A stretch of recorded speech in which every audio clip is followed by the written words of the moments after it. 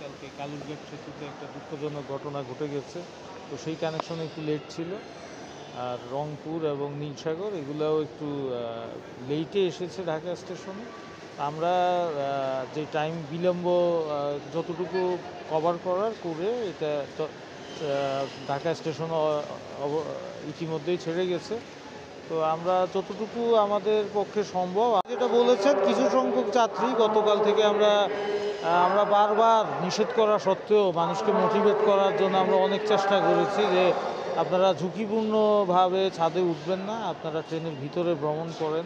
তারপরেও মানুষ আসলে কয়েকটা রুটের, বিশেষ করে উত্তরবঙ্গগামী এবং ময়মনসিংহগামী কয়েকটা ট্রেনের, শুধু অল্প কয়েকটা ট্রেনের যাত্রীরা একটু ছাদে উঠেছেন। আমরা আসলে এই সকল ক্ষেত্রে মানুষের যেই নারীর টানে গ্রামে যাওয়ার যেই আকুতি, সে সময় যদি অতিরিক্ত ফোর্স অ্যাপ্লাই করতে যাই আমরা পুলিশ এবং অন্যান্য বাহিনীর মাধ্যমে, তাহলে আসলে মানুষ ছাদ থেকে পড়ে ইনজুর্ড হওয়ার একটা সম্ভাবনা থাকে।